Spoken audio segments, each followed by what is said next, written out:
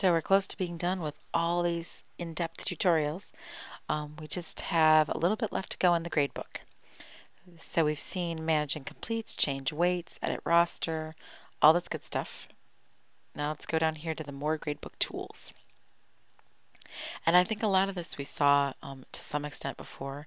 So we can add offline items, right? And we already saw this before actually somewhere else. It's the same idea though. You add a homework, or you add a quiz, something they did in class. In class chapter 11 quiz that they took, and it was worth 20 points. And it was for chapter, unselect them all, 11. Okay, cool. Next, save, that kind of thing. Yep, the weight is set to 10 points. Beautiful. Then we could also add or edit student ID numbers. I don't have any students, so it kind of makes it difficult. And I can have those IDs show up in my gradebook. But again, I don't have any students here to show. I could clear the study plan. I don't want to do that because that would delete a lot of hard work that I had to set up that study plan. I could delete results.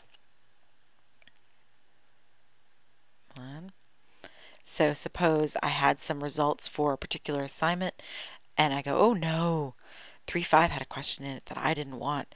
I can delete all the results for that, kick out everybody's score, and then go back in and edit 3.5 and then remake them. So I'd be making students retake it, but I could delete all their results. Right? So it might have an advantage, particularly if you only had a couple students try an assignment and then you realize, oh, you have a question there you don't want. Delete all the results, and then you can go back in and edit the questions then. Because remember, it won't let you edit otherwise if anybody's taken it. You can enable dropping lowest scores. Do you want to drop the lowest 3 scores or something like that? Yep. Do you want to drop their lowest homeworks, drop their lowest quizzes? It'll figure it all out for you. Go back to the gradebook. Enable access. Click a test or quiz to see a list of students needing access to it, to enable access to a specific test, right? That's in case students accidentally couldn't get in, or they lost power while they were taking the test and you had it so that they couldn't get in unless they contacted you. You can enable access to all of them right then and there. Import previous results. Right? So if I had this person as Alana Tucky, whoever she is, as a student in a different class or different course of different section of the same course, if that makes sense, I could import results for her. Or if she switched sections or something like that. Manage offline items. Do I want to change what the offline items are worth, or what their number is, or that kind of thing? Edit the item info, copy or delete them. I'm going to delete that one. See, and now it's gone. Go back to the gradebook.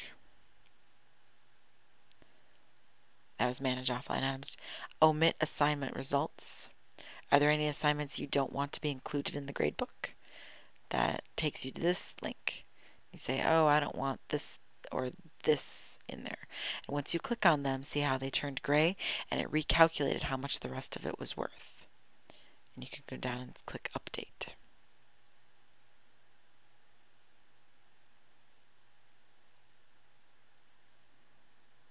There, and now they're gone. Back to the gradebook.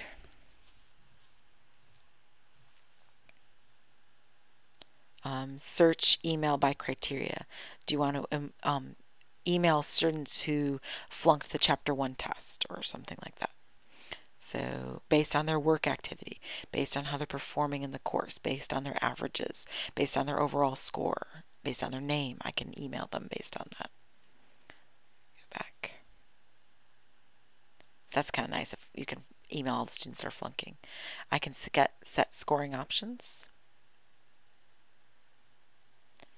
Right? Do I want their best score of all the ones they took, or their average score? All right, this is where I'll have to pick up for the next one.